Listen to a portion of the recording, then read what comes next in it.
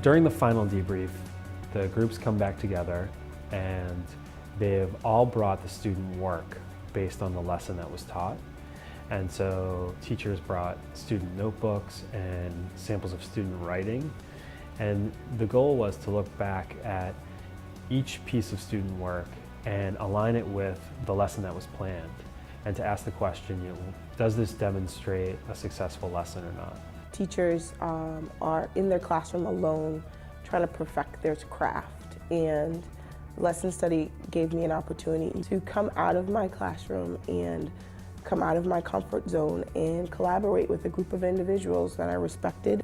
I think I've been able to practice how to ask better questions in class. That's been one of the biggest impacts in how I speak to the children, how I ask them for information. I think that the lesson study practice has been very helpful to my teaching and has been an exciting process. I found I was a little anxious about the lesson study process because, knowing people would be coming in your classroom, observing you, would the lesson be good enough? Was it going to be long enough? Would it do what we were supposed to do? But as we started writing it and working on it, it became more manageable and doable. We really want teachers diving into the evidence from student work to revise their lessons, as opposed to just sort of having a hunch about why something worked or didn't. I really enjoyed talking about history, seeing history at Boston University with the Martin Luther King's papers was very impactful, and I've used primary documents in my teaching since. The way you pose a question is so important.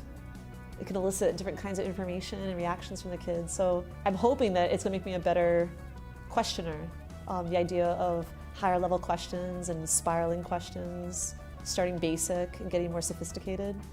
So I think the collaboration of 4 of us in the group, and then also getting the feedback from the coaches and from Robbie, has helped me to think more about my lessons and spend a little bit more time thinking about the standards and the objectives and what it is, the sort of backwards planning. How it has impacted my teaching, especially in history, is that I do more backwards planning than I used to. I'm looking at what is it I really want my students to get out of this lesson. The power of lesson study is that it's collaborative in nature, and they can really critique the lesson as opposed to critiquing the teacher who taught it.